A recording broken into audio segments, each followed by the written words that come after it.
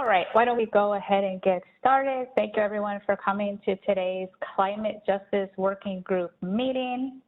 We've got a full agenda today, so why don't we go ahead and get into it. And Alana, if you can advance us forward. Just a reminder for keeping our meetings smooth, we ask that everyone remain on mute if they are not speaking, and if you can, to turn on your video cameras. And Alana, move forward, please. Great, and we'll go ahead and start our roll call. I'm Rosa Mendez. I'm the Director of Environmental Justice at DEC. With us today, we have Alana Cadell-Tuckey, who's helping us out in advancing the slides. And I'll go and I'll ask the working group members to announce themselves. I'll start with who I can see first. Abigail. I am here. Hello. Good to see y'all. And next up on my screen, I see Eddie. Good afternoon, folks. And Elizabeth. Buenos días, Elizabeth Jean-Pierre from Upgrowth. Mary Beth. Hi, everyone. Hey, Mary Beth. And Jared. Present. Good afternoon, everyone. How about Jonathan? Hello, good afternoon, everyone. And did I see Sonal?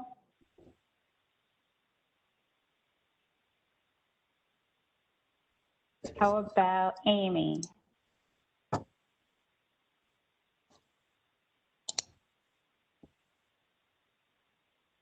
Rawa?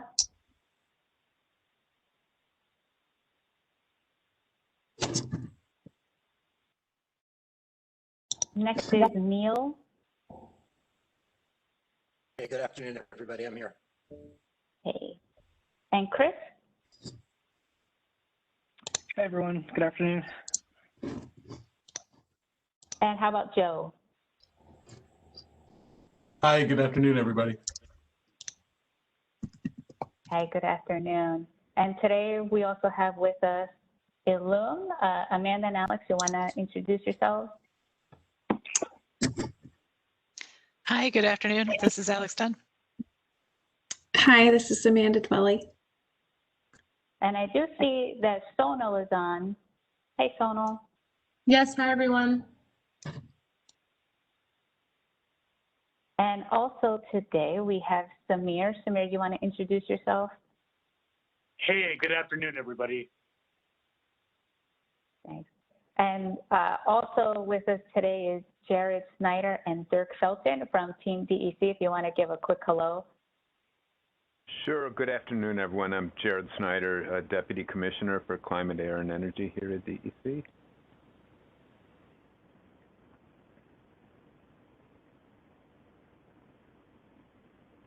All right.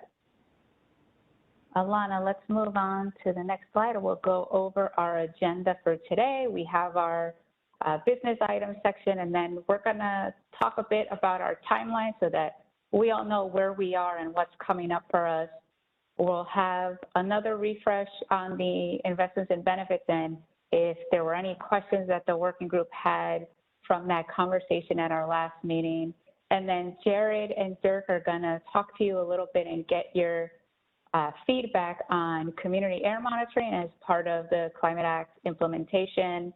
And then we will talk about the advisory panel and our engagement with the Climate Action Council coming up.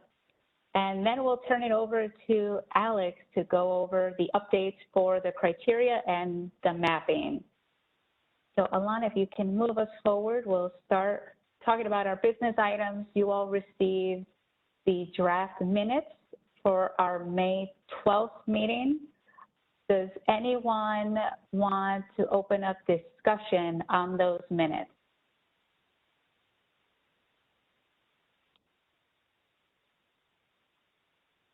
Don't see any hands. Great, so if I can have someone give us a motion to approve the minutes as final.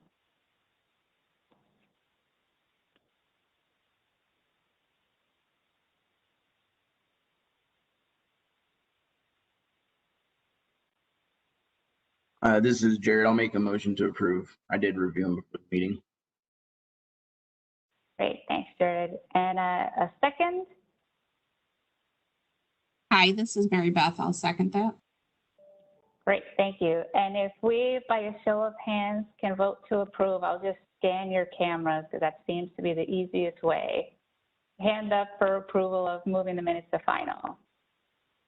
Great, thank you. Seeing all the hands. Great, and that is approved. Next up, just another reminder, if you are continuing to work through that ground truthing exercise or have additional input for that, if you could please send that over to Rosa and Alex. And then I just want to remind everyone that we're looking for the June meeting dates, and we have two that are looking like there's a lot of you available for them. So I'm just waiting on a few others so we can confirm those meeting dates. Wanted to ask you all a question because I want to be conscious of your time commitments. One of the dates that's identified is within 2 days of the Climate Action Council meeting. And I wanted to hear from you all if you thought that was too much for 1 week to have to prepare for, because if so, then I won't consider that meeting date as I continue to look for those times. So that would be June 10th, I believe. Yeah, Eddie? Thanks, Rosa. I'm not necessarily to that question, but I'm realizing that this is the last meeting we have before the Climate Action Council presentation on the 8th.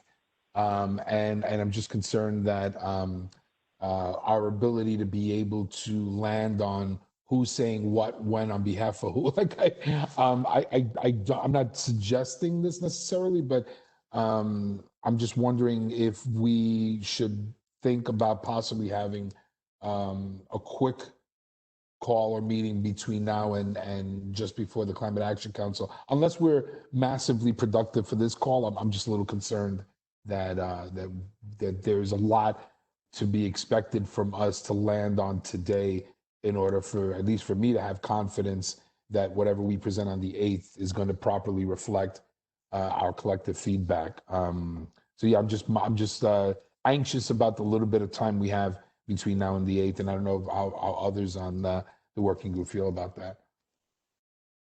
Thanks, Ed. I know I share that sentiment, and I know Samir was going to talk through how you all want to organize. So that's definitely something we can also try to put together as a quick, maybe not a two-hour session, maybe an extra hour session in between now and then. Okay, great. Any other concerns around the schedule? We can even, I don't know if that's what's up next, Alana, if we move to the next slide. We do have a big timeline slide. Yep, perfect. So you'll see here all the things coming up for us as a group. And these are the steps we talked about previously of how we think we can get to our end goal within the timeframes we set for ourselves. So you'll see there's a lot going on here. I do see that, Jared, you would prefer not to have the next meeting the same week as the Climate Action Council. Thank you for letting us know that. We also have in there some optional just suggestions for tutorials in case anyone wanted more of a one-on-one or a smaller session related to the mapping, as you're going to see those being developed. And you'll see we've included in the weeks of June where we think it would make sense to get your feedback on certain things that we're working on, to talk about the public meetings and the comment period going forward and organizing ourselves for that and reviewing those public facing documents that we want to put out there. So just wanted to have a time to bring this up, focus ourselves on this is the upcoming work for the summer, and hear from you all any concerns, any priorities that you want us to be mindful of. So Eddie, did you have another question? No.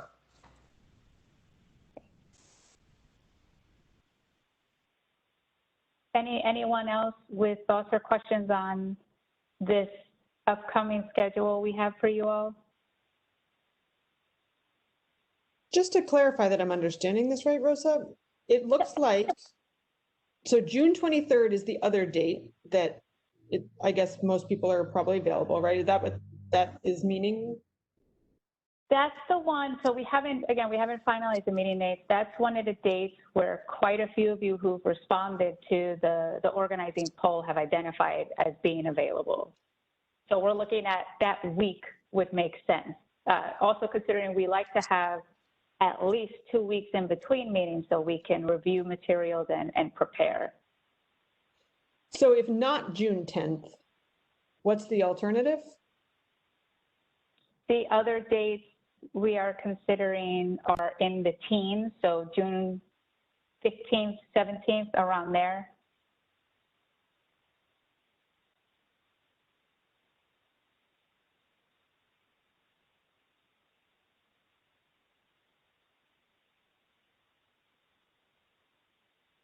The other question we had is thinking ahead into July, thinking about perhaps having longer meetings in July. I know that we tried having 3-hour meetings a couple of times, and I know they're harder to schedule, and we need to make sure we take breaks during those meetings. But if the meetings in July were 3-hour sessions, would that be workable?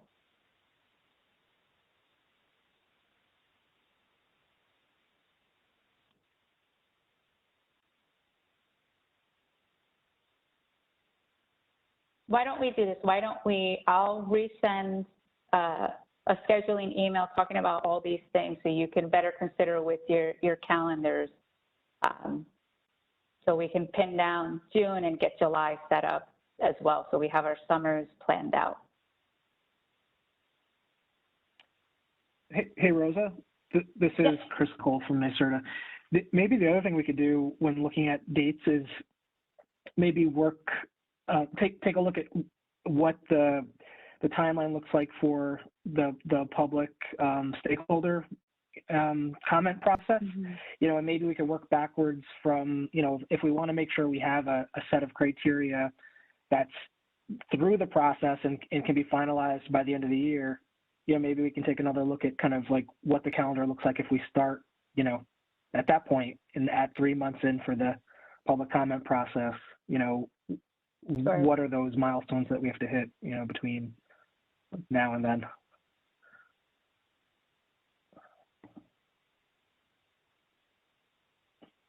All right. So let's keep going because I know we have a lot we want to engage on today in our 2 hours together. Alana, let's advance. And Chris, I believe I'm turning the mic over to you for our refresh on investments and benefits. Yep. Thanks, Rosa. Alana, if you want to advance the slide. So as a quick refresh, last meeting we spoke about kind of the way that you know the state team has been thinking about, you know, operationalizing the benefits and investment tracking and reporting work. And, you know, had, I think, a good conversation, but we still only had an hour or so to really talk through the thinking. So we wanted to make sure that if anyone had any additional points or questions, you know, that we had some time set aside today to identify those. But as a quick reminder, you know, we've been kind of proposing a couple of phases to this work. Starting this year, because we need to start showing progress towards our, you know, investment and benefits goals. So this year we would start to report and track several identified benefits metrics. So spending, jobs and training, participant bill savings, energy savings, air quality and health metrics. And that we would do that kind of starting with the programs or agencies or portfolios that have the most relevance. So really kind of focused on the clean energy portfolios to start with, to make sure that we're accounting for, all of the investments that are happening there. And that, we would stand up this year a public-facing dashboard that would allow us to track progress on the relevant investments, kind of in these, 6 key areas. We'd also look at, ways to identify and report out on other outcomes. So, I think we spoke about last week, kind of this, thinking that, we need to make sure that we're focused on investments that are, going into communities and going into projects. So, making a distinction between more kind of like systems-wide investments or infrastructure-related investments and specific project investments, and that there may be some, benefits or outcomes that we want to drive through those systems-wide or infrastructure investments that we can't easily, track across the board. So we look to identify where there are, specific outcomes we want to drive and kind of also report those out as an ancillary or supplemental report card to this dashboard that, we would be developing. And so, we would then kind of look to this year also ensure that we have a process in place with the Climate Justice Working Group in order to kind of, review progress and kind of calibrate kind of the way that, agencies are kind of, strategically kind of, making investment decisions. And then we would start, making sure that agencies are in a position to, require, considerations or outcomes within procurements to drive benefits to disadvantaged communities. And then, given the fact that we're in this position where we're looking at a number of different benefits metrics, in addition to spending, we're going to continue to kind of look for ways that we can, aggregate benefit metrics where we can. I think we want to make sure we're not, kind of overinflating benefits. If we just develop some sort of way to monetize, kind of a whole bunch of benefits and kind of roll them up. So, we've identified the need to really kind of spend some time kind of looking at ways that we can do this so the benefit metrics that we're reporting are actually meaningful and realized at the community level. And then, starting later this year and into next year, kind of looking at how we would incorporate kind of additional agencies and portfolios over time, and kind of look at how the DEC and NYSERDA team can be working with the other state agencies on a more proactive basis to help, calibrate and, kind of direct strategy to benefit disadvantaged communities. Next slide, please. And then we have time for some discussion, but just to kind of remind everyone kind of the key points here. And then on the investment side, I spoke to this a little bit already, but looking at how we focus kind of the investments on those that can be kind of directed towards communities. And so we wouldn't be including, these broader kind of infrastructure or systems-wide investments. And then kind of the need for us to flag or at least identify how we're accounting for those investments that are targeted to like individuals, that might have specific criteria or meet certain criteria, such as being income eligible or have other sort of kind of important characteristics that we'd want to prioritize investments for, but reside outside of our kind of geographic parameters for a disadvantaged community. We need to kind of, as a climate justice working group, think about kind of how we're kind of, going to be addressing that population, whether it's in the disadvantaged communities criteria or kind of in the investments framework that we advance here. Next slide, please, Alana. And so, last week, or was it 8 days ago, when we discussed this, there are a few comments and questions from working group members. The first was whether the application of the investment mandate should be focused on the clean energy programs and portfolio, or whether it applies to a broader set of investments. And so, we discussed last meeting that, the interpretation that the state has on the law is it applies to the clean energy portfolio. So looking at, the goal of 40% of investments or projects, in clean energy or energy efficiency projects or investments, in the areas of, housing, economic development, workforce, so on and so forth. However, this is an interpretation that we are taking back and kind of discussing at the request of the working group in order to get alignment on. And then another question that came up was whether we'd be able to track benefits by race or ethnicity of residents. And so that's an area that the state team is exploring now.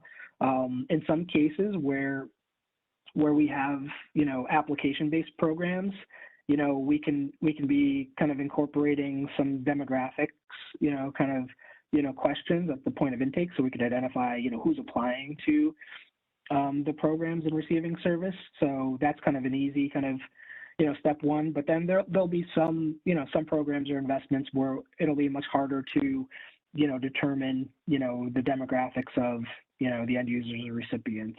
So we're going to need to think about, how best to approach that. So potentially some, evaluation approaches or surveys, but the state team is kind of working on some thoughts on that at this point. So I think those are the two big questions or points that were raised last week. Do folks have any additional, thoughts or considerations to raise now that you've had a week or so to, think about the framework for the benefits and investments?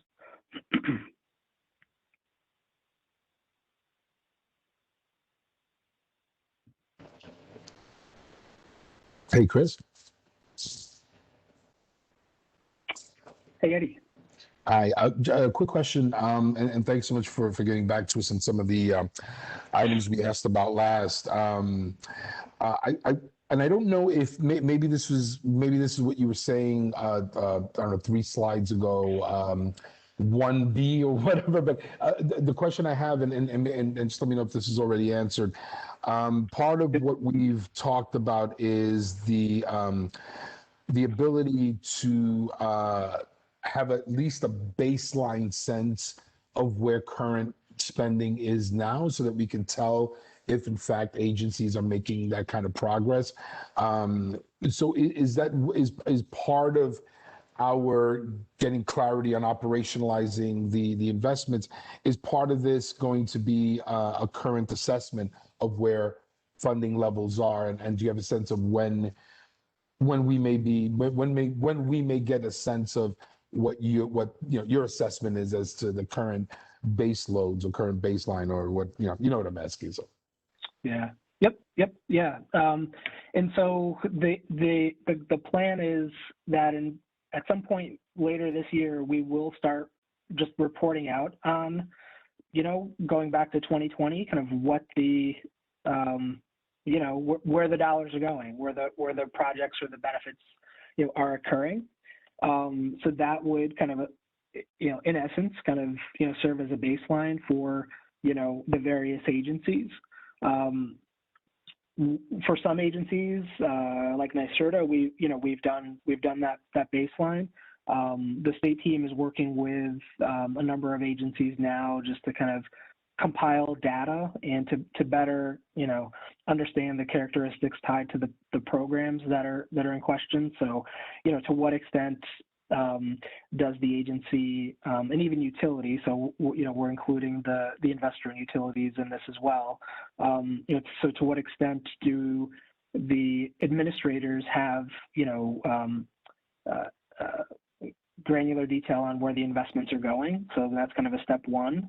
And then, you know, from there, what else do those agencies have the ability to, you know, geocode their data and kind of ultimately get us to a place where we can kind of do the GIS analysis that's necessary to baseline and report. So if they don't, we'll figure out how to, you know, how to get them there. But you know, the plan here is, you know, when we start reporting this, we'll have, you know, the data, you know, going back to 2020, you know, for the relevant agencies.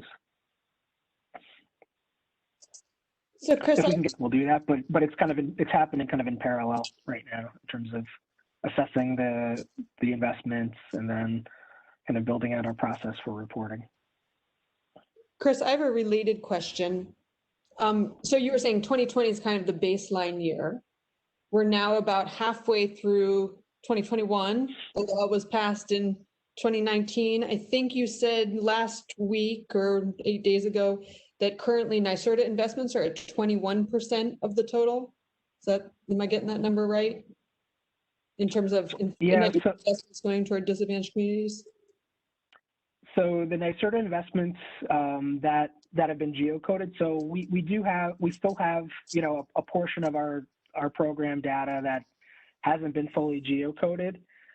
I'm blanking on the percentage that we're missing, but I'll find that out while we're talking. And so that's kind of currently being compared to this interim definition of a disadvantaged community.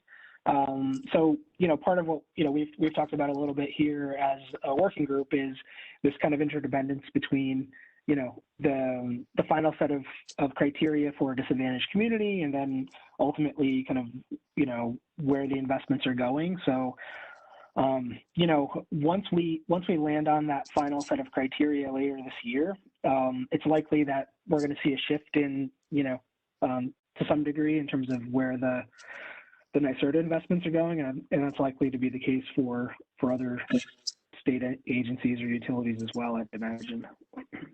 So Chris, my real question is, has there been conversation around, is there intention, you know, since obviously it seems based on the, you know, current numbers, current definition, that there's a pretty significant gap between where spending is at and where it needs to be in terms of the goal. And I know, I remember last time you also told us that the idea was to kind of have this reporting on an annual basis.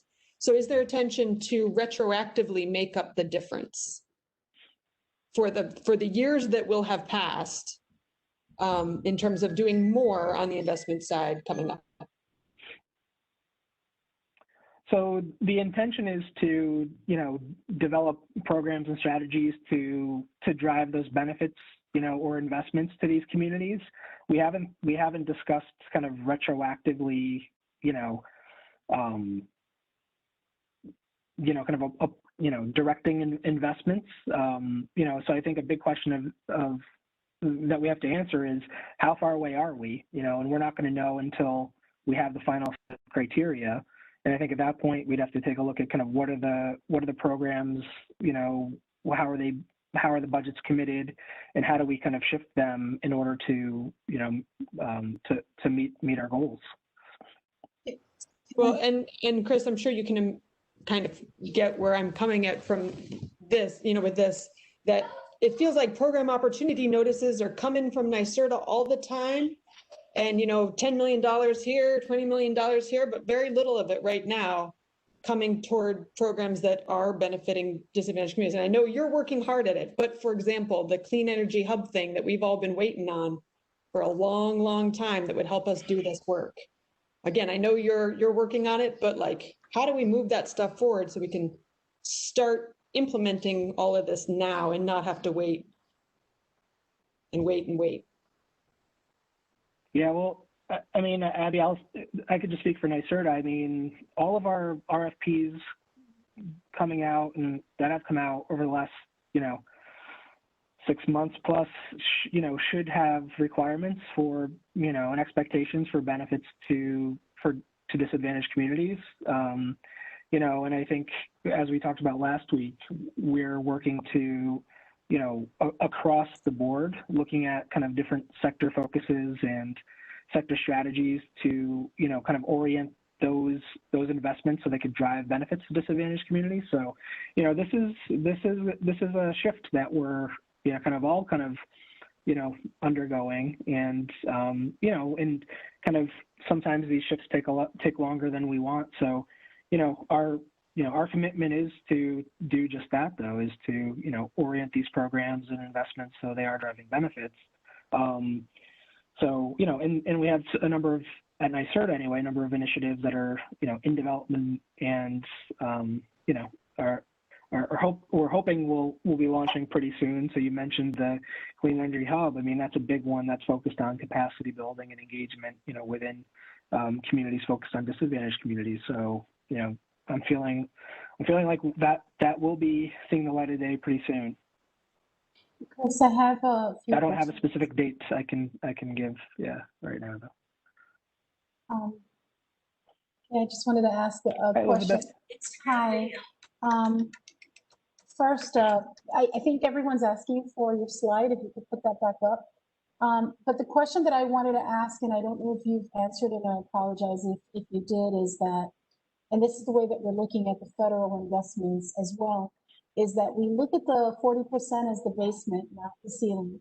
And so I guess what I would like to know, and I don't know, I think Eddie may have asked this, is what were the allocations and the commitments before this? And how do we add the 40% to that? And the reason I'm asking is that I'm concerned that this 40% target will take the place in some areas of initiatives and programs and resources that had already been designated for frontline communities throughout the state. And so I would want to know throughout the entire state, where were those allocations, where were those commitments, and how do we then add to that instead of saying, okay, well, we already had 21%, so we only need to go, 19% more. Do you know what I mean? And I don't know if that's been asked and answered, and I apologize if it has. I just for us, 40% is the basement, because in different communities the need is higher than that. Thanks, Elizabeth. I think I was having a hard time with the audio, but it sounded, if I got you right, your point was, that the difference between where we are today and where we need to go. Well, the first point was, 40% shouldn't be the end, right? Or shouldn't be we shouldn't stop at 40%. And then the second point was there may be additional, or that there probably are programs or investments that are happening now that we should be building on, and not, they shouldn't, was the point we shouldn't count those as part of the 40%? Right. Or should be 40% in addition? Right. Okay. If these programs predated the CLCPA and they were intended to benefit frontline communities, and then all of a sudden those resources are added to that 40%, then we're only getting half of that. And so what I'm saying is that we need to be able to have an assessment of what all these programs are, what their level of commitment in terms of resources to our communities has been, and then build on that, as opposed to supplanting that. I think that's what I'm saying. So if I was giving you $20 and we're now saying 40, and you give me an additional 20, you're like, okay, now I'm giving you 40. Well, no, I'm saying you need to give me 40 on top of the 20. That's the only thing that I could say to make it clear. Gotcha. Yeah, and so we're still trying to understand kind of what all the previous programs did and what they were funded at. So we'll have to continue to kind of assess those programs. But we're also trying to kind of look at kind of the going forward, just given that we're already under the it's been a year, a year and a half almost since the law, was enacted. So we're trying to kind of do both at the same time, kind of look back, but then also, make sure we're looking forward. Thank you. That's where I would give you a smiley emoji, but this platform doesn't allow for emojis. But thank you. Please.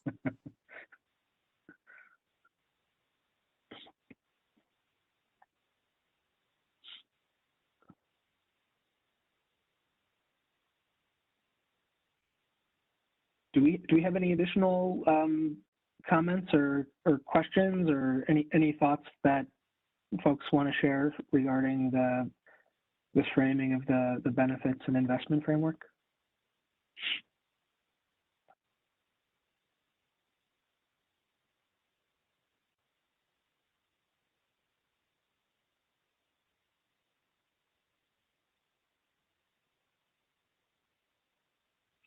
Well, I mean, so if folks don't have any additional points now, maybe if we have a few minutes on the agenda, if we could revisit that initial question that I think we raised, at one of the early meetings of the working group, and that's this question on how do we think about, investments that are, directed at individuals or priority populations, whether they are residing within a set of geographic parameters that we would identify to be disadvantaged per the law, or if they reside outside of those. This is an area where obviously, we've, as we're trying to finalize kind of the programs and investments and the assessment of kind of where we've been, we need to land on that as well.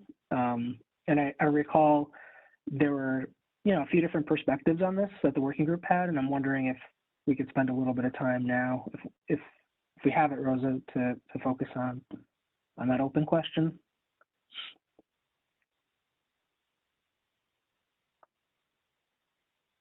Thanks, Chris. We So have, I guess, we have some time if people have comments now.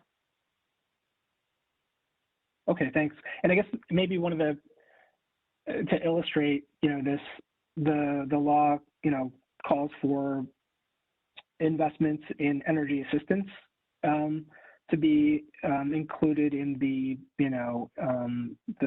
40% goal, the accounting towards that goal. And, energy assistance is typically, directed towards income eligible, households, regardless of where they live in the state. And the basis of eligibility has been, are they income eligible, or are they in arrears, with the utility, or are they, facing a shutoff or a non-delivery for heating fuel? And so, kind of thinking about how we account for, investments like that, so should we be counting kind of energy assistance, as a whole, kind of within the accounting towards the 40% benefits, the same thinking, would apply to like income eligible, like retrofit programs. So whether it's like WAP or, Empower, there are a number of households that are served that reside outside of disadvantaged communities. And individually they're eligible and they're in need. So, I think that's a clear illustration of, I think the question here is like, are those projects and then are those individuals that are being, provided service, should they be counted towards the goals here?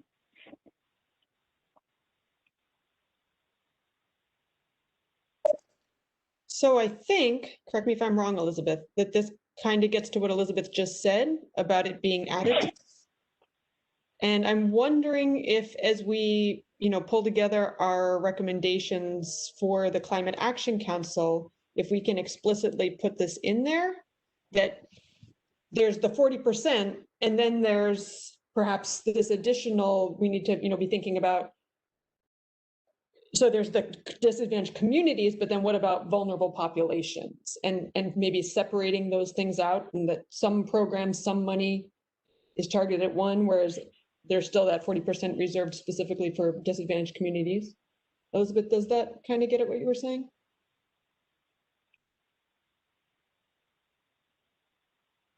I'm sorry, can you repeat that, Abigail? Yeah, so the idea that like these programs that already exist that are going, for example, towards income eligible customers who don't necessarily live in what is going to be defined as a disadvantaged community, that we wouldn't want that programming to go away, right? That we still want, you know, people in rural areas, for example, to be able to have the energy assistance or take advantage of, you know, these programs, but that's different. And so it would be additive on top of the 40%. No, I don't think that's what I was saying. I was actually talking about programs that actually benefit low-income communities and communities of color. That there must be programs throughout the state that do that when it comes to energy and other kinds of things that address environmental justice and the issues that we're dealing with here. Like I know the DEC has some, and I'm saying that this 40% has to be independent of that, that it has to be in addition to that. So it's not as if there are all these environmental programs that can benefit a variety of people. I'm talking specifically those that aim to address the needs of our communities, and then adding the 40%. So I think that is what I was trying to say. So I think. Okay, it sounded different. Okay. So, and I think that the challenge, well, so one of the challenges there is, you know, the law kind of speaks to 40% of total investments, and it doesn't speak to kind of incremental or, you know, above and beyond. So those are just, you know, the way the law is going to ultimately be interpreted and applied. You know,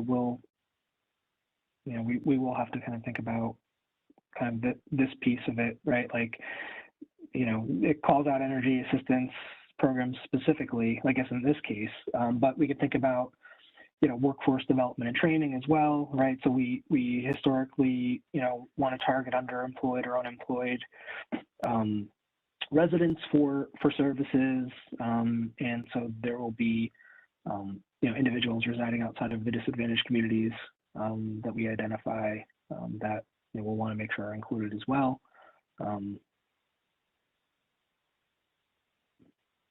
Chris, this is Jared. So I have a quick question. You know, before we really dive into this discussion on how to move it forward, do you have any insight, either personally or from NYSERDA, about how folks have participated in the past in these programs that really take into account like a full cross section of society? Like, are people being left behind historically? And if so, you know, what kind of lessons learned can we take from that to incorporate it into this new framework?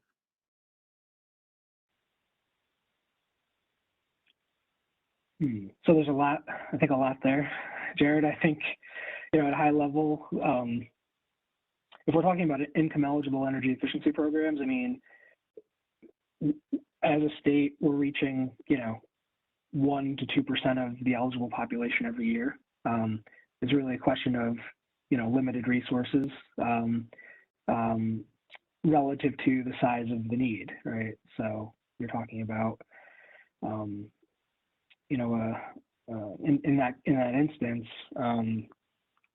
you know, regardless of where the individual lives or any socioeconomic or social demographic characteristics, you know, beyond the fact that they're income eligible, you know, we're still not reaching everyone that we need to. But we'd have to kind of dig a little bit deeper to kind of understand kind of, you know, across all the different programs, what the potential, you know, issues might be.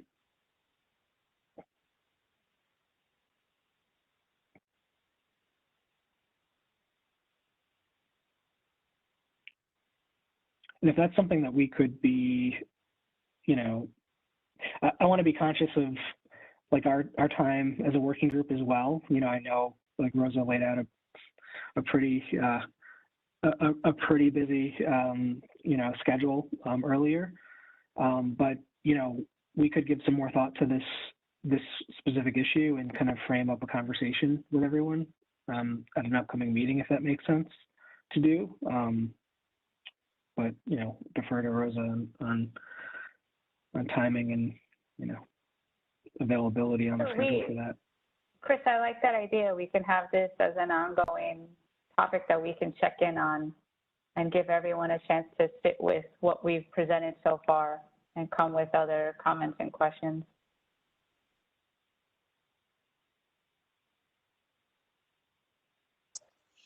It does strike me though that like what you just said, Chris, about only reaching 1 to 2% of, the eligible population on an annual, like we need to be presenting that to the Climate Action Council as they, so to the extent that, I mean, it's helpful, for you to be bringing us these numbers and providing this information. And if we have this opportunity to talk to them on June 8th, which is right around the corner, being able to highlight a number like that, I think really kind of frames the whole challenge in a really pretty stark light. So I'd love to, I don't know, think about how do we bring this into the recommendations or the suggestions that we're presenting for them very soon.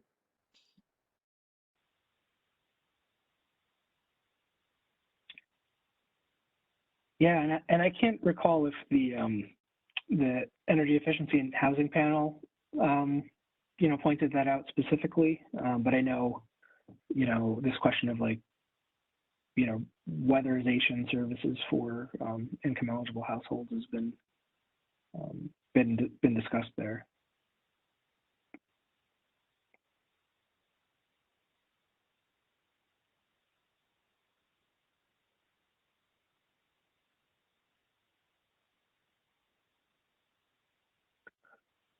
Okay, so I guess if we don't have any other conversation on this topic, we could take that approach that we just mentioned.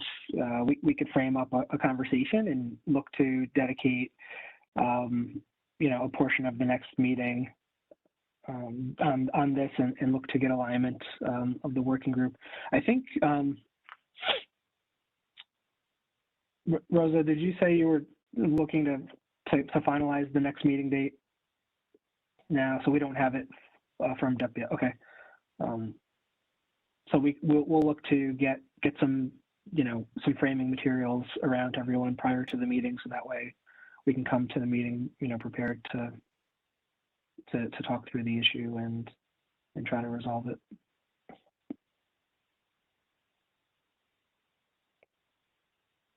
Great, thanks, Chris. All right, Alana, if you can forward us to the community air monitoring section. And I'm going to turn it over now to Jared Snyder to lead the discussion on community air monitoring. Yeah, thank you, Rosa. And I see we're somewhat behind schedule, so we're going to try to be really brief. This will be, a first conversation about this subject. Next slide, please. So the CLCPA requires DEC to undertake community air monitoring program to identify areas of higher pollution burden. And there's a number of statutory requirements. We're supposed to commence this by October 2022, consult with the Climate Justice Working Group in preparing the program. We're required to conduct the monitoring in at least 4 highest priority locations in disadvantaged communities around the state. And those communities should be selected based on potentially high exposure to toxic and criteria pollutants.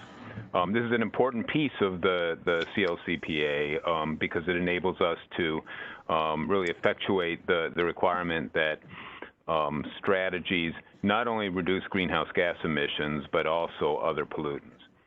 Then following that monitoring, there's a provision that talks about mitigation, and DEC is required to prepare a strategy to reduce emissions of toxic and criteria pollutants in communities impacted by a high cumulative pollution burden.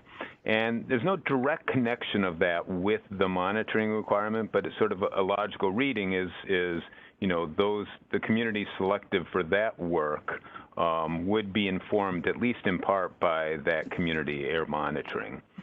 So that's a really brief summary of what the statute requires. let me turn it over to Dirk Felton now from our monitoring program to talk a little bit about our statewide monitoring effort as background, and then we'll get into what we've done in the past with community air monitoring. So Dirk, next slide for Dirk. Yeah. Hopefully you can hear me. Yep, we got you. Great. Our statewide network has about 60 sites, and the sites vary from one pollutant to many, many pollutants. And you can kind of see in the map, it's a little bit hard to tell exactly where they are, but most of the locations are based on EPA network design criteria for each pollutant. So they're sort of where they are by design, and typically about half of our network is in the New York City and Long Island regions. Next slide. Yeah, and so, Dirk, maybe I could take this one. Okay. Dirk. So that statewide program shows where we do monitoring to identify regional air pollution levels. We've had some programs where we've targeted particular communities, and Dirk is going to talk in detail about the South End monitoring in the South End of Albany as one example. We've also done community air monitoring in the Peace Bridge area of Buffalo, in Tonawanda, and those are efforts that were focused on particular problems that were identified and trying to understand them a little bit better. And then we also have had a citizen-based monitoring approach where we lend out equipment to communities to take a few samples, send them back to us for monitoring. And again, that's usually based on exposure to one source. A couple other examples of community air monitoring. They were not done by DEC. There's the Camp EJ, and I'm sorry, I have the wrong words here. It's Camp EJ effort that was done by New York City Environmental Justice Alliance and others very recently in portions of the Bronx and Queens and Brooklyn, I believe, and then an entity called Aclima has done some targeted monitoring in a few areas in California, generally the whole Bay Area, and they've also started a project or undertaken a project in the Brooklyn area. And what they do is they drive around with a car and take very focused sort of block by block monitors through monitoring systems mounted on the vehicles. And so as opposed to, the first few on this chart and the Camp EJ work, where it's focused on a particular community, an approach like Aclima's can give you a sort of a broader perspective geographically. So let me turn it over to Dirk to talk a bit about the South End study, and then Sure. We'll wrap it up after that. All right, next slide. Okay, the Albany South End project was a project where we could see where we could go beyond just our monitor in Albany.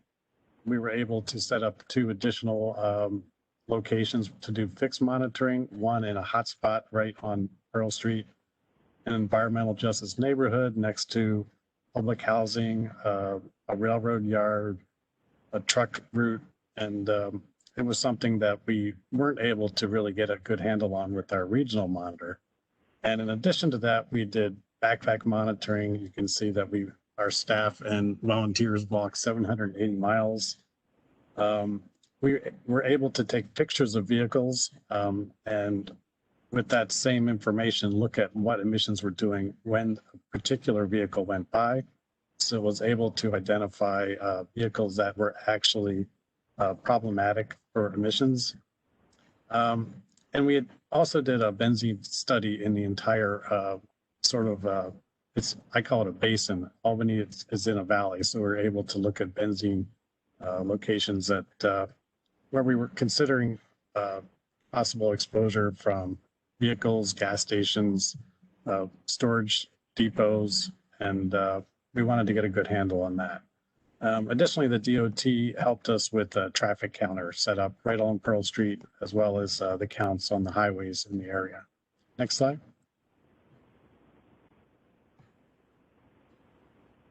And this is the study area. One of the important things to see is the shaded area is a potential EJ area according to our criteria.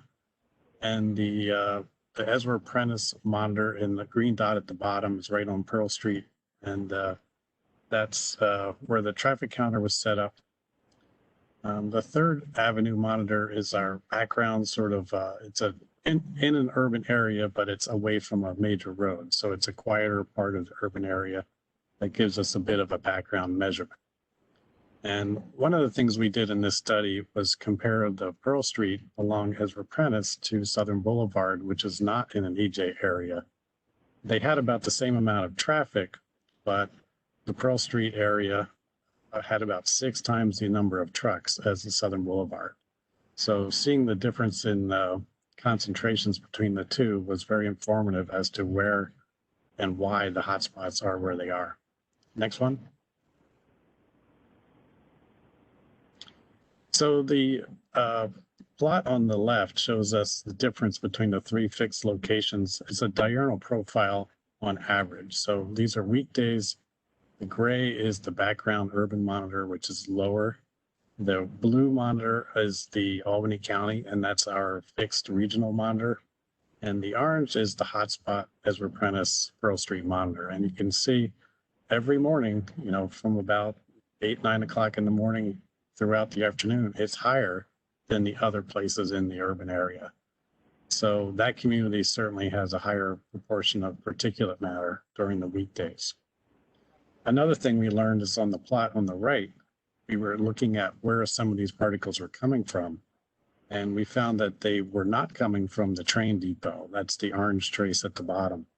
But they were coming from the roadside. So it was the heavy trucks that were primarily responsible for emissions of particles in this community, not the trains, which are so visibly evident. And people were really thinking those trains were a big problem, but not as far as particles were concerned. Next one. So when we did our walk-around study, one thing we found was that the particles within the community were relatively similar. So if you went north or west or east of the Ezra Prentice area, you had pretty low and consistent, almost uniform particles. There are a few hot spots at intersections, but nothing huge. But when you're within this Ezra Prentice neighborhood, it's pretty much high all the time. And that really had to do with the proportion of trucks versus cars in that neighborhood. And we were able to show that from this 1-second data paired with the photographs of the vehicles going by to really give us a handle on precisely what type of vehicle and how they were, you know, really impacting this neighborhood. Next one. And the last plot here is just showing us where we did the benzene sampling. Each dot is a 2-week sample, and we were able to move the locations depending on where we saw high concentrations the week before. And we were kind of glad to see that the results showed that residential areas, gas stations even, and the sites along the highways were not particularly high. The sources that were showing up were the petroleum storage and distribution. And that's something that's easier to control in a sense than every tailpipe. So we didn't see high benzene throughout. We really saw it concentrated along these areas where trucks load and unload gasoline and other fuels. And that was somewhat good news compared to what we could have found in this kind of a study. Next one, that might be it, Jared. Yep, thanks. Next slide. So, you know, a number of questions that we need to answer and that we'd be interested in input from the Climate Justice Working Group on go to, you know, geographic scope. You know, the statute, as I said, requires us to do this in a minimum of 4 communities. Should we try to develop an approach that enables us to address more communities? How large should those communities be? The South End monitoring that Dirk described is really just a portion of Albany, by no means, you know, all or most of the disadvantaged communities in Albany, and that's a very intensive effort that was done. What pollutants to monitor? You know, which different technologies, different monitoring equipment is used for different types of pollutants. Might the pollutants that we monitor vary depending on the locations, based on what we know about the pollution sources. And for how long do we monitor? Do we monitor for a year like we did in South End of Albany, or some shorter period, longer period? And when do we start that? The statute requires us to commence a program by October 2022. Do we want to start earlier? And then, another important piece is the resource burden. The work like the South End work is very resource intensive. Are there opportunities for partnerships that enable us to really go maybe somewhat bigger, broader than we could by ourselves? So next slide, please. And so just next steps, we want to make some preliminary decisions on a monitoring approach after considering all input. Maybe use an RFP if there's a decision to use a contractor for some elements of the program. And that could be, using a contractor for parts of the program, some communities, not others. We're open to input in that regard. And then again, we'll be continuing to seek input from community-based organizations and the Climate Justice Working Group regarding the specifics, so that we're ready to roll when we have all the sort of pieces in place. So that's a really quick summary. Any questions or comments at this point in time? I know we're behind schedule, so maybe we can think of this as a continuing conversation and revisit it in a future meeting. But any questions or comments right off the bat?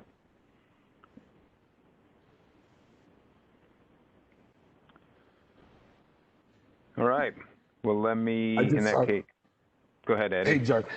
Just the one comment that I know I've shared this with you. We've shared this with you directly, but for the rest of the working group and others, when we did our Camp EJ air quality study, a monitoring study, it was important to us that, and it made for a more effective study in the end, that we partnered with groups on the ground, with actual EJ groups. And I just want to kind of reiterate that should be a key component to how DEC engages. I don't know if others in the working group have had their own experiences with air quality, with air monitoring. But I just want to, again, make the pitch for DEC to consider like direct partnerships with EJ groups as a preferred methodology to do the air testing. Yep, Eddie, and you've made that point, and that's a really good point. We recognize that. We're hearing that sort of universally from all these conversations that we're having. So thank you for emphasizing that. Can I just add that a lot of our groups have a lot of history of doing air monitoring? And I think that part of the concern may be that DEC meets with groups that, because they're thinking about them as contractors or people who can respond to RFPs, independent of of talking with us. And then we're faced with a limited selection of who serves our communities. And so I think it's about having a transparent conversation and making sure that our communities are consulted with first. And so it's not a matter of being heard, it's a matter of putting that into practice. Yep. Yeah, no, we agree. We understand that, Elizabeth.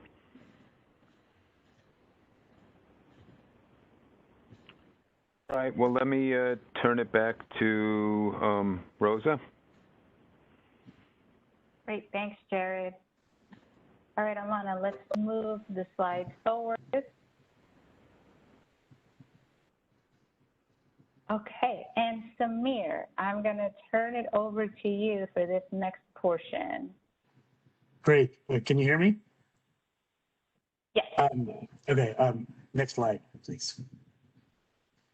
Hey, everyone. I'm really excited to be working with you in supporting your meaningful engagement in this really crucial step that's coming up. Here's the agenda, but before I go into this, I just want to emphasize some important points. A primary function, of my job is to facilitate the communication of your input on the recommendations to the Climate Action Council in a manner that ensures your perspective is conveyed. And, you know, it's already been said, June 8th is coming up.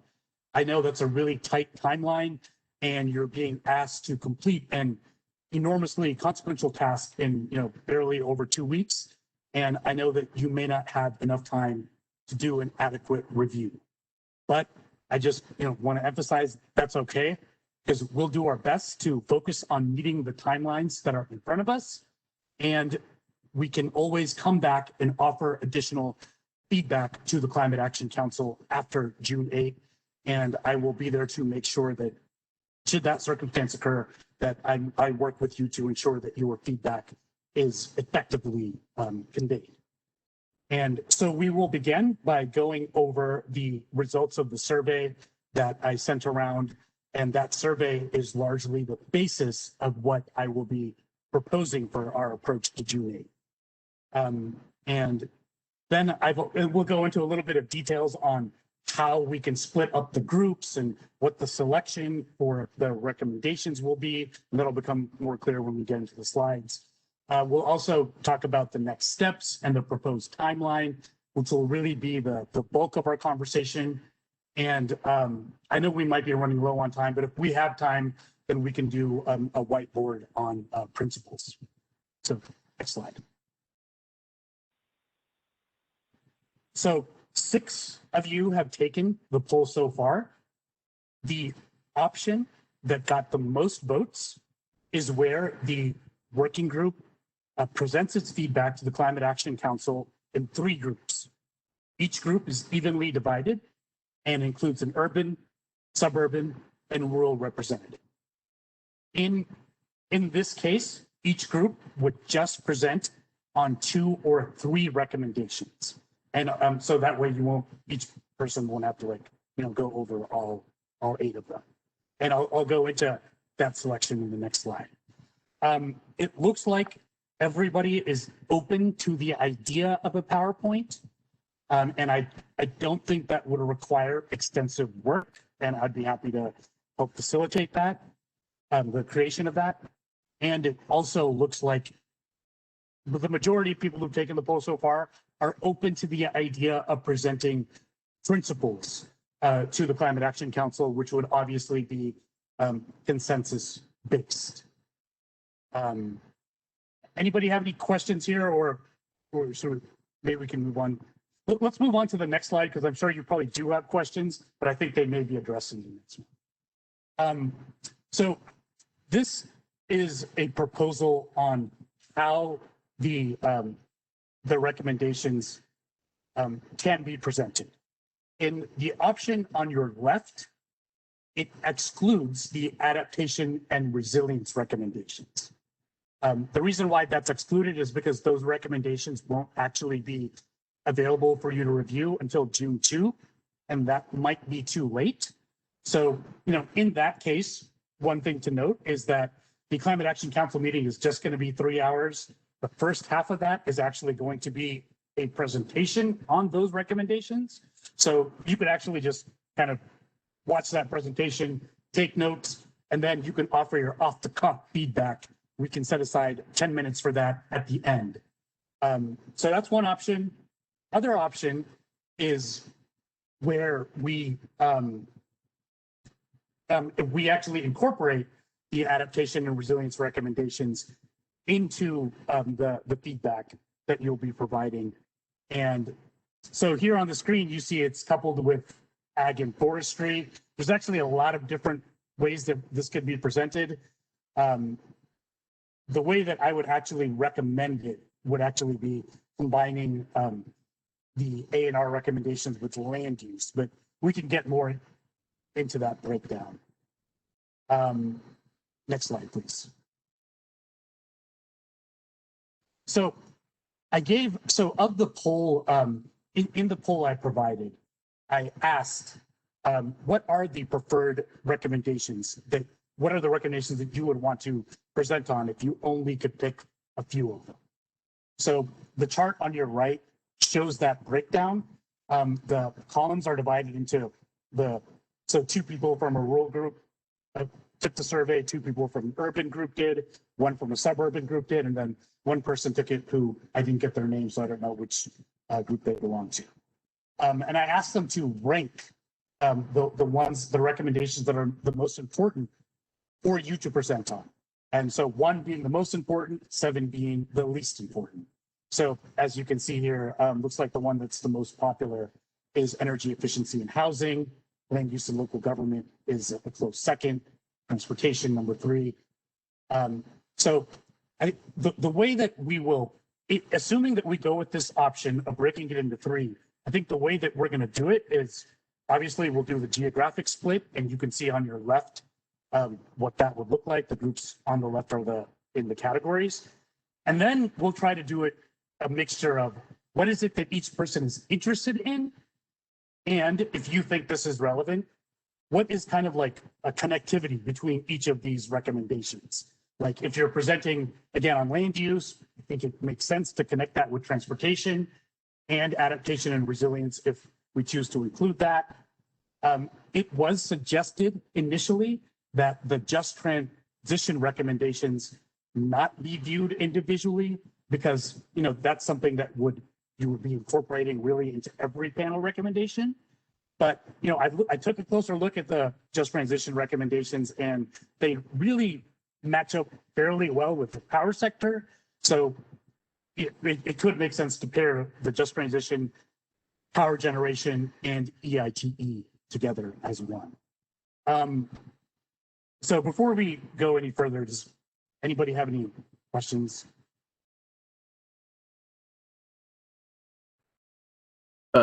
Yeah, Samir, this is Jared. Just a clarifying question. So each of the 3 categories, you know, rural, urban, or suburban, they would provide recommendations for all of the advisory panel, right? No. So they would only provide, if we break it up into 3, each group would just provide feedback on 2 or 3 recommendations. And so I would try to assign those groups the recommendations based on other than the geographic split, which is the first priority. Second would be your personal interest. And I should also just note, in that circumstance, let's say you're in a group where you only get 2 or 3 recommendations, but you really have critical feedback you want to offer on all of them. There's ways that we can facilitate that. The simplest way is you just go to the other group and say, hey, could you convey these points? And then there will also be other written opportunities for you. Thanks, Samir. And I think, Eddie, you were in the stack. Yeah, thank you. And thanks, Samir. I'd like to take a step back, and I fully recognize the irony of me saying this as I'm one of the 3 working group members that did not fill out the survey. It's okay. This approach feels, and let me just get this out because I totally, which is why when we began the call, I mentioned that I was cognizant of the shortness of time that we have and how much is being asked of us.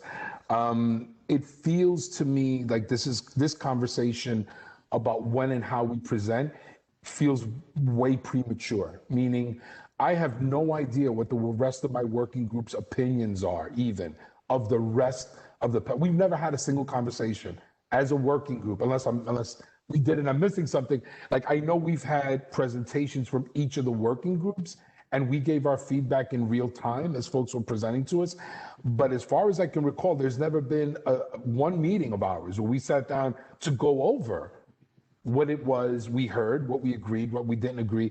So for us to be asked to present where we don't even have a sense of how each other thinks about this feels, and not only us, I mean, you know, if I'm hearing correctly, if one of the other working groups or committees, or I always forget how we call from the adaptation and resiliency working groups, if that's the actual name, if their recommendations aren't even going to be ready till right before that, it I think speaks to the tension that I'm feeling, which is, you know, we're being asked to quickly come up with a working group consensus on dozens of recommendations without having had the benefit of a single conversation amongst each other. And it feels to me that that is endemic of, in some ways, it's a metaphor for the whole problem with environmental justice, which is, you know, the group that's charged with giving a climate justice and environmental justice perspective is now expected to do so in a rush without the proper. And I totally get that we have the challenge of time ahead of us. So I guess maybe I wanted to just express that. I don't know if any of the other folks in the working group feel the same way. Let me lean into awkwardness even more. I don't even know how comfortable I feel having this conversation of the working group, of all of the recommendations in front of agency staff. I have gotten the suspicion, and based on the not suspicion, let me rephrase. Based on some of what I heard at the assembly hearing on the CLCPA implementation last week, I got the clear impression that there were recommendations in certain committees that were being offered that were not shared as a broader expression of deliberation within the perfect example, Waste Committee. There was some concern about incineration being forwarded as something that, in fact, you know, we feel may even undermine or may be in conflict with the CLCPA. That caution did not make it through, and that, I think, recommendation still made it out of the Waste Committee. The other thing that I've seen is that in some of these committees, there may be only one EJ representative and the rest are industry people. It just feels to me, you know, wildly unfair to go from a system where we are already vastly underrepresented in these working groups to now have to quickly come to consensus on, you know, in a process where we were already outgunned, already outnumbered, and we don't even have the time to have a conversation about it as a committee. And frankly, I think I know that there are agency priorities. There are recommendations that certain agency folks want to see adopted that may actually run against what environmental and climate justice activists have been saying. I'd like to have this conversation with the working group, frankly, with no one from any state agency, at least initially, so we can have an open, candid conversation, which just doesn't mean that, like, you know, we come up with our consensus positions, but I'd like to have a conversation without any agency staff, and then have another conversation with agency staff. But this feels to me completely rushed, and it just feels to me like this is not going to end well for us in terms of us opining with this. So one question that I had was, you know, how hard is the June 8th date? You know, is there a statutory reason we have to have our presentation to the CAC then, or why not a future one? And I get it, like, you know, and I also would ask folks listening to this to be mindful of the calendar, right? We have 2 weeks left of the state legislative session, which means a lot of us are busy, like crazy busy. We are also looking at least in New York City, the adoption of the city budget by the end of June, plus the first ever ranked choice. And this feels like this poll feels a little like a ranked choice election, but we have the first ranked choice primary in New York also right around this time. There are massive distractions for us. And I don't mean distraction like distraction from work that's central in some ways to the work that we're all working on together, right? Let me stop there. I know I've gone on, but like I wouldn't feel right if I didn't share on how many levels this feels rushed and wrong to me. So I promise I'll shut up there. Can someone go to the next slide, please? Thanks, Eddie. I think there were some points that I also forgot to mention, but let me also just reiterate. To my knowledge, I don't think there's any like statutory requirement that June 8th has to be like where feedback is offered. That's just kind of like a convenient critical time in the process, but it's just one conduit. It's certainly not the only one. And one thing that all of you can also convey is that you really, offer some input on things that immediately come to mind that are important, but you can also state that you haven't had enough time to, to do justice to the volume of recommendations and that you want to offer, you will be offering more recommendations after the 8th, and I'll help you on that. In regards to the breaking out the groups, consensus would certainly be ideal, but it's not, there's no requirement that you arrive at a consensus with your 2 other partners. It's more just, ensuring that there's some diversity of viewpoints offered in each of the 3 groups if we split it up by urban, rural, and suburban. So, and if you don't, if anybody doesn't feel comfortable speaking, and I've already seen that in the surveys, then you also don't, you could pick within your group who wants to speak. And if nobody does, then, we'll assign the groups accordingly.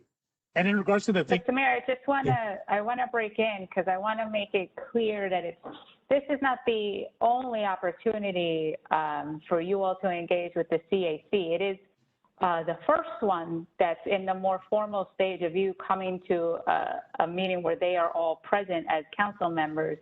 So I just wanted to make that clear, but go ahead, Samir. Yeah.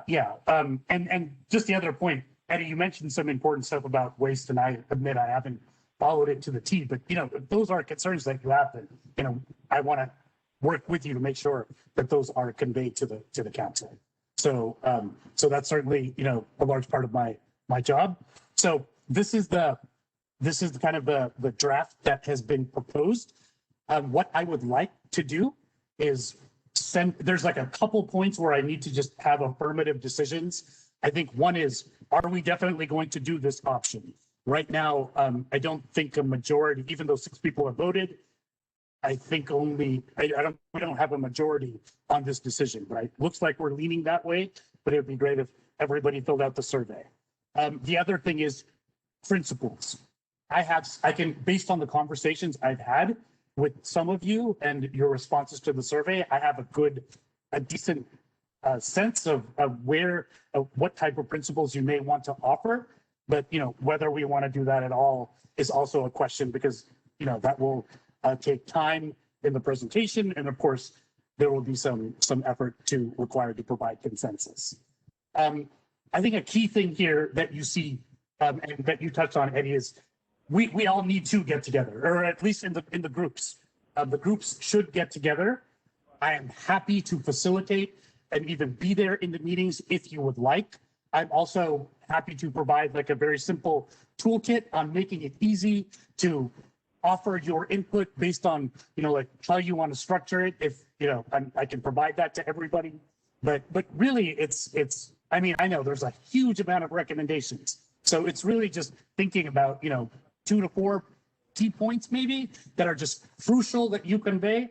And then again, we'll make sure that the rest of your input is conveyed after the 8th, and we'll have to figure out, how we're going to do that, whether that's as one group or whether that's your individual engagement. Let me just see if there's, and yeah, go ahead. Hey, Samir, if I could just jump in for a second. Yeah. I just wanted to say, just so everybody understands the way we put this process together, is we tried to have a variety of perspectives on each of the advisory panels, and made sure that voices from environmental justice communities were represented on each of those panels, as well as, people from industry, people from other environmental organizations, people from, consumer organizations, perhaps a broad mix of perspectives. So no one perspective really was a majority on any panel, I believe.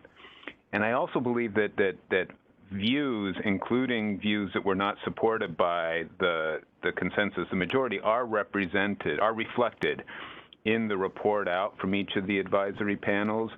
Sometimes those were dissenting views, minority views, but they're there for the council to see. So the process we put together was that is the first instance of the advisory panel providing their thoughts to the council. This is where there's a critical role of the Climate Justice Working Group of working with the council to go through those recommendations. And if that's going to take a number of meetings of the council, that's fine. because this is very important to have that engagement at this stage. I also just wanted to raise a caution flag on the suggestion about having a separate meeting without agency staff. Because the Climate Justice Working Group is subject to open meetings law, you know, that could have certain ramifications for having a separate meeting. I think it's perfectly fine to have, you know, a number of one-on-one or two-on-two conversations, but if you gather as a full group without some of the members, that may trigger open meeting law requirements. So just something to keep in mind. Jared, that last point, really interesting, and in fact, it would be, I would actually, it's such an important point you just raised that I would I would ask if you all could possibly get a legal interpretation of that, because I don't know if like the Climate Justice Working Group are the members of the working group. The staff, as far as I could tell, are not members of the working group. So does the open meetings law apply to private citizens who would be meeting not to make decisions but to discuss? I would think the open meetings law applies to public officials and public decision making, and none of the agency staff are actually members of the working group. So it would be really helpful to get a legal opinion about this, because I'm intrigued. I'd like to know if, in fact, if we met as a group without staff, for example, or how would we be violating the open meetings law? It'd be great to be clear about that. But thank you. Yeah, I'm happy to touch base with our attorneys on that question. I don't know if it'd be a formal opinion, but you know, we can get back to this group with something. But I just wanted to identify that issue. I had wanted to make a brief point about how we open, because the opening to any of these things is a framing. And so it carries a lot of weight. And I do get a little concerned with the conversation about the interests, if this is in fact centered on racial justice and equity, then it's not as if we are weighing all of the interests in the same way. We're talking about a vast number of the population that is disparately impacted as a result of environmental racism and the effects of climate change. And so I just want to make sure that when we actually have that first meeting, because we've been through these things so many times before where we're told this is just the beginning and we're going to take care of that later. And I really do think that the first meeting is tremendously important in terms of grounding the conversation and setting the tone and framing our priorities. And so I have to agree with Eddie, and I really do get a little uncomfortable when people say, no, we're gonna have time for that. And then the time passes and then everything starts moving really quickly because we find out there really wasn't time for that. So I just want to share that, because it's not, to quote Tom Goldtooth, it's not our first rodeo. Yep.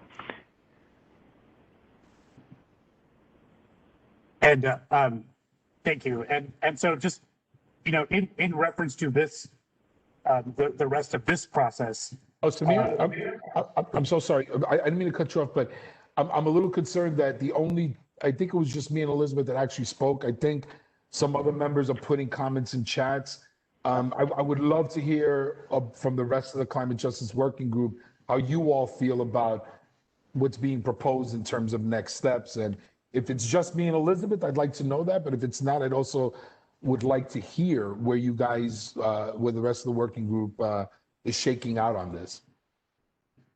If you could hold up Samir, just so the other working group members could speak, that'd be great.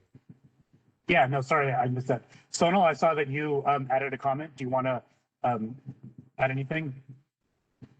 No, I was just kind of agreeing with what Eddie had said and what others had said in the comment, that us meeting and talking about what our thoughts are about these recommendations could be really helpful to sort of kickstart. I also agree with the concern that it is all going to be happening really fast. We basically have like 2 weeks to get it all together, and it does feel very quick and probably will lead to missing some things we really want to say or not having exactly the organization that we'd like to have.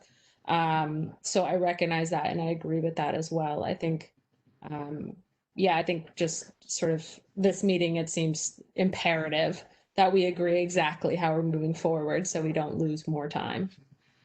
And are you comfortable with, let's say the survey showed that we want to divide in groups of 3? Do you think we should do a meeting of all members at once, all 9? Or do you think it'd be okay to just each of the 3 groups meet?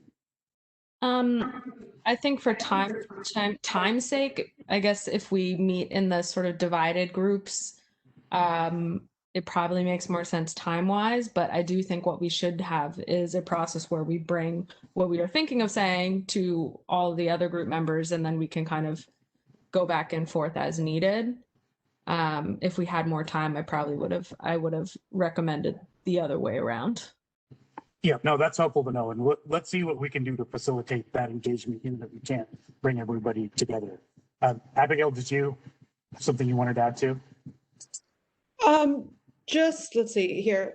Well, you know, I do agree it feels rushed, and I have not reviewed all of the panel recommendations so far. I've only looked at a couple of them, and it did take an enormous amount of time. So I was, you know, one of the people in the survey who did suggest that breaking it into groups to really dig in on some of them rather than all of us trying to do all of them would make sense, only because, yeah, time, and also I think some of us have different expertise on different issues that we might be able to apply more to one panel recommendation than the other.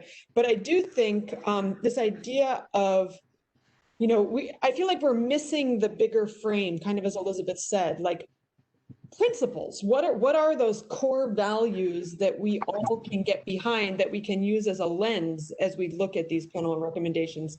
We haven't identified those yet, and it seems like we're putting the cart before the horse a little bit if we just dig into the panel recommendations without having that shared understanding of what it is, you know, we're ultimately trying to achieve. So that's my 2 cents. Yep, and we can work on that. I know we're short on time. Should we move on to the other stuff? Because No, Samir, I think this is a more important conversation. I'd like to keep going, and okay. As Eddie indicated, I would love for all the working group members to have time to bring their concerns forward right now. Can you go to the next slide then? One teeny other little thing, Samir. I think characterizing groups like ours and Push Buffalo as suburban is that should really have said upstate urban. Yeah. Regions upstate urban. Okay. Yeah. Regions that have urban, suburban, and rural within kind of the territory we're working. So we do it all up here at upstate. Can we go to the next slide, please? So, yeah, I mean, I would love to hear feedback or thoughts that anybody has, but my thought is that, you know, I'll follow up over email with each of you again, and I think we could probably do this in fairly rapid fashion. It's really, you know, do you want to include principles? And then do you want to have a role in drafting them? This is just what I thought I heard, you know, from everybody. It can be a placeholder that, you know, you can certainly go in and change it and offer what you think needs to be there. And so the principles, the format of breaking it into 3, I'll just need to confirm that. And as soon as I get that completed, ideally, if you could all finish the survey by the end of today, and then tomorrow I can go back and just divide it up into the groups. But that's the problem. But Samir, the problem is you keep pushing us to this survey, to these groups. I'm being honest, man. Like, I don't know if I even want to have that conversation until I go through all the recommendations and have an opportunity to talk to my fellow working group members. Like, that's where I'm at. I don't know. And it sounds to me like this is forced. And June 8th is not a date that's being driven by statute. And in fact, if it sounds like we're all saying we need more time, I don't understand why we're still having the conversation within this frame of the survey and these subgroups when there's the substance of the recommendations themselves. Like it feels to me like we're emphasizing, form and not function. If that, you know what I mean? Like there's substance here. I'd rather us understand where we are with the substance before we start talking about how and when we present. But I'll stop there. I'm sorry. So Eddie, I think the form was a way to help us get to the substance, because we're trying to make sure that we hear from everyone and that everyone has opportunity to weigh in, and also trying to help with the amount of recommendations we know that you all are reviewing. That said, I do think that there's other discussions that we should put together so you can engage amongst each other to talk about the full suite of the panel recommendations that came through. And what I'm hearing is also there is this desire from many of you to also present principles to the Climate Action Council. So I think that's what Samir is trying to get at with these surveys, is a way for him to collect all of those principles from the working group members. But if the preference from you guys is to have that done through a discussion, that's certainly something we can help organize.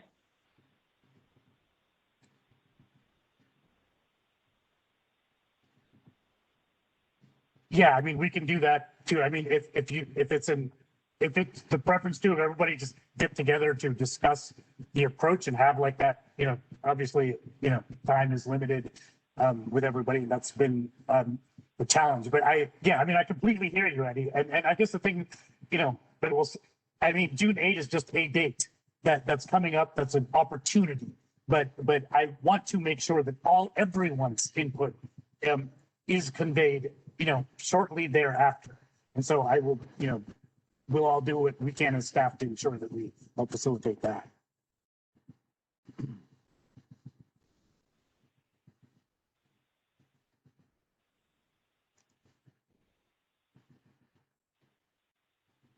Other working group members, just curious what y'all are thinking. Yeah, this is Jared. So first of all, Samir, I do appreciate all the hard work you've put into this to structure this and get the form in place, because I really do think that's your ultimate goal, is to get, get at the root of this and get that conversation facilitated. And so I just want to start by saying thank you for that. However, I made a comment that I do feel this is rushed at this point. Now we are unprepared. I would like to have a larger group conversation, kind of identifying those principles and having opportunity to dissect those a little bit. I don't know if that would require like a line by line analysis of the summary of the recommendations, but it seems like at that level is what people need and want. But at the same time, I do want to, and I'm not calling folks out, but I think it's important as a group and the team dynamics that are at play here, that everyone actually does weigh in on the surveys and contributes and participates, because what I've noticed is there's a select few people that are outspoken, and I know these are voluntary positions, but if we want to have a whole group kind of comprehensive discussion and assessment, it does take everybody to come to the table to have these conversations and to be present. And I have not observed that from all the members of the group. So this kind of an analysis of our own work and time and resources that we're allocating toward this. And I work at a nonprofit, so my time is extremely limited. We're very, very busy, and I gotta admit, all these meetings and everything it's become burdensome. But it's extremely important work, and I recognize that, and I'm willing to put the time and energy into it. But I would just throw it back at the other working members of the group to say, if you want to participate, you should come to the table and be present, because that's extremely important to me. That's my piece. Thanks, Jared. And just one thing I'll note is you mentioned like doing a line by line kind of review of their recommendations. So, or at least so I see Eddie nodding. That's not a time. So, but either way, if we divide into groups of 3 or as a whole group, if I'm there to help facilitate, just to ensure that each group arrives at a point where everybody feels happy and conveying, we can go over the recommendations then too. That can be an opportunity to go over. And I'd also like to add the point to that Samir made also, that this isn't going to be our last chance, and that we can also submit written recommendations to the CSE after, right? And you'll be able to help us sort of get that really quickly to them to look over, so we can add detail even after June 8th if there's something that we wanted to make sure we said at June 8th, but maybe just didn't really have the time to like flesh it out really deeply. We can add a deeper analysis as well afterwards. So yeah, this is not going to be our last opportunity, which I think is important. Yep.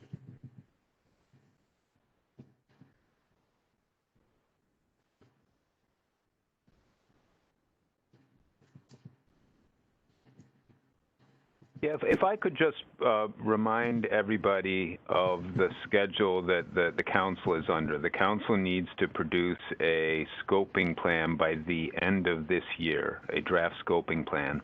And so that really sort of frames the time for input by the Climate Justice Working Group. Over the next 6 or 7 months, the council is going to be debating and determining what should be in that scoping plan. So it's important that the input from the Climate Justice Working Group come into that process and, maybe repeatedly in that process. The council is going to be meeting almost on a monthly basis, and maybe we can have a few more opportunities for Climate Justice Working Group to meet with the council to be sure to inform that process. But I would not wait, too long before providing that input, because the council will be developing their recommendation or their scoping plan over the next several months.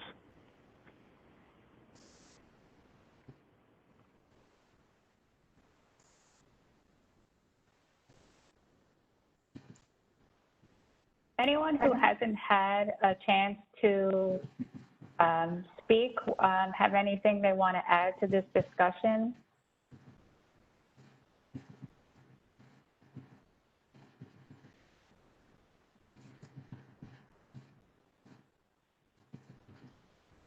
I'm not seeing any hands. Samir, did you have something else you wanted to suggest, or was this the end of your survey slides?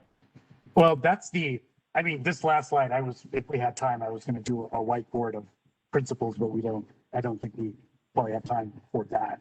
But just each of you, I do, if you have any thoughts or concerns, and Eddie, certainly I want to follow up with you if you have specific concerns about the survey, but I'm going to go ahead and just follow up on that plan, going through the things over email that need decisions on, and then if you have any more points to convey before we reach a final decision on this, then just let me know and I'll revisit it.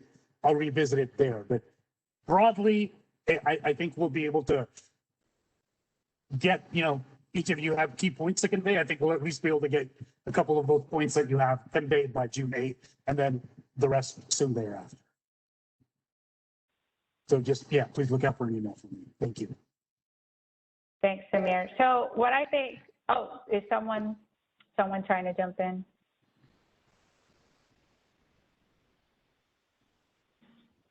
All right. So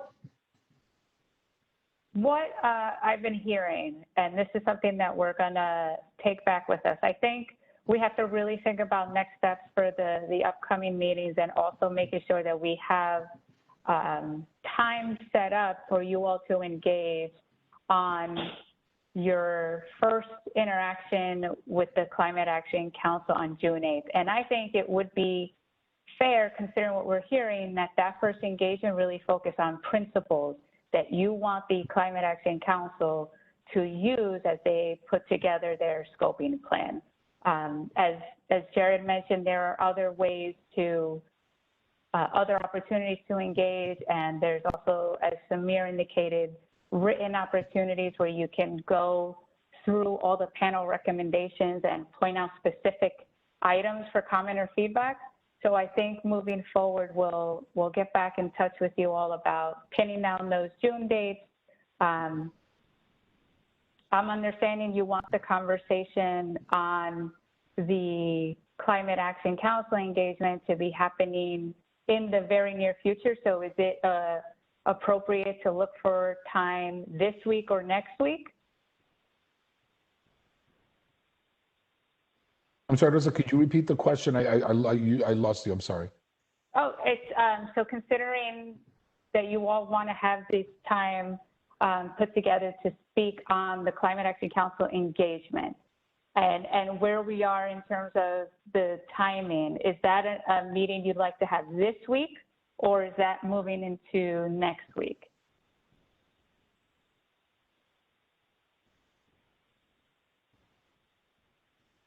So that's something I can follow up individually with everyone also offline, because I know we have to consider our calendars.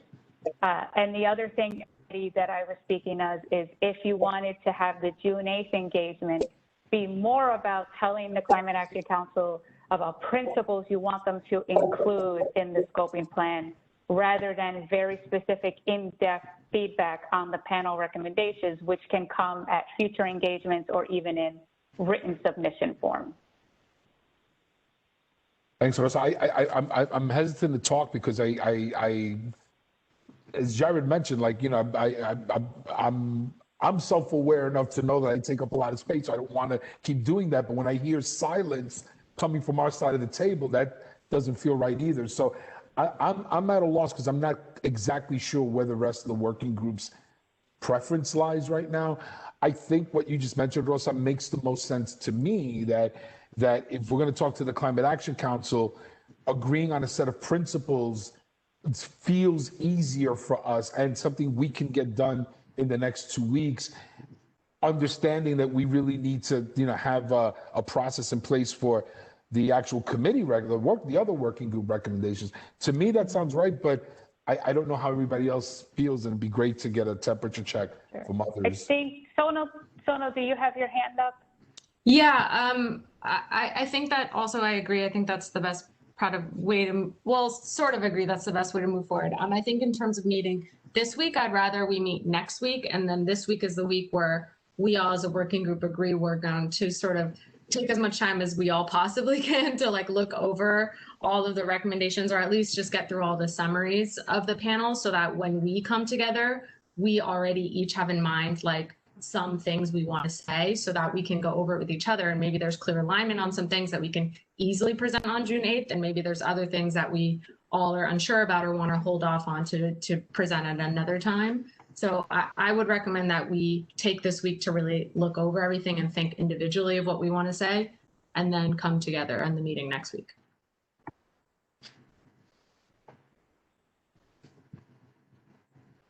Yeah, this is Jared. I agree. A meeting next week would be better for me anyways, timing wise. That way we have this week to, you know, absorb what we've talked about today and look at the recommendations.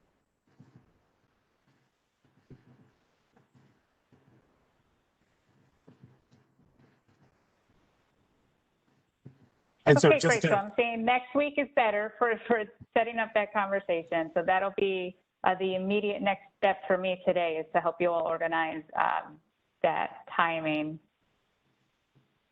Any other, I really want to make sure that we get your comments in right now on the idea of the principles focus for June 8th, and then making sure that we really find time to engage to get that more panel recommendation focused discussion happening over the next few weeks. Well, Rosa, we talked not just about principles, which by the way already exist, everybody knows that, but we also talked about framing and setting the tone for how we move forward. And I think that that's tremendously important, that that any opening discussion is clearly centered on racial justice and equity, and that becomes the frame about how we move forward. I don't want us to just be talking about principles because we have principles, and any effort to try to have a gathering bring together a bunch of principles when they already exist I don't understand that. If every single time we have a meeting with a group of agency people, we have to develop a whole new set of principles when as a movement, we've spent so much time creating them, that's not a good use of our time. So we need to be able to do a little bit more than that, but the principles exist and we have them and, you can look them up really easily. Yeah. To that end, Rosa, would it be possible to circulate for the working group members? There are two sets of principles that movement people always use, right? It's the EJ principles and Hermes principles. Is it possible to share those with the rest of the working groups, or at least folks, because I hear you, Elizabeth, I just don't know if everybody on this working group even knows that these principles exist. Like you and I take it for granted because of the movement work, but not everybody here may even have seen them. So would that be appropriate, Rosa, to at least share like these EJ/CJ principles so these folks have a sense of what we're talking about so that when we reconvene, we can continue that conversation? Yeah, and we can do that through the SharePoint folder so that everyone has it in front of them.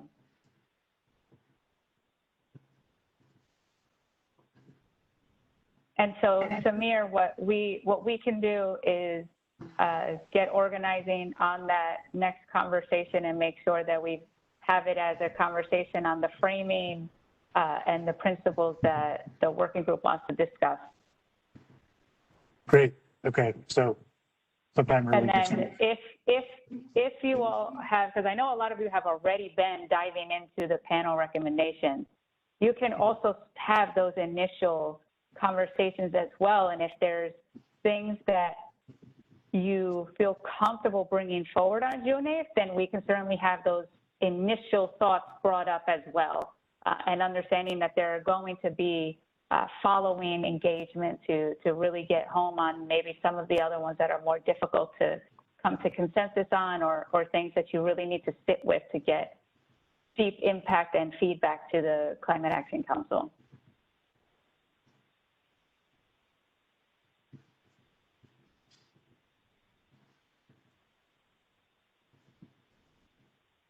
And just to make sure I grasp. Go ahead. Just to make sure I grasp the next step. So what we're doing is we're going to have a meeting of the working group next week where we will discuss what principles we would like to include as a group that and convey to the council that has consensus. In addition, there will be some discussion on recommendations and what input people want to provide on that, but it may not be in the groups of 3 that we discussed. And so that format is still TBD, and we're going to talk about that next week. Right, and to have the conversation on framing as well. Conversation on what, sorry? Framing. Oh, framing, yeah, okay. Great.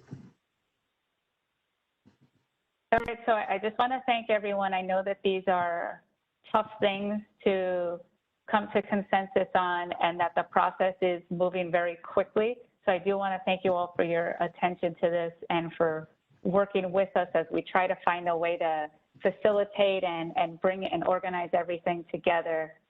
So we will be in touch with all of those next steps and pointing out where we need to find time next week to discuss, and then making sure we pin down those June and July meeting dates so that everyone has them on their calendars and can set aside time to prepare for those as well.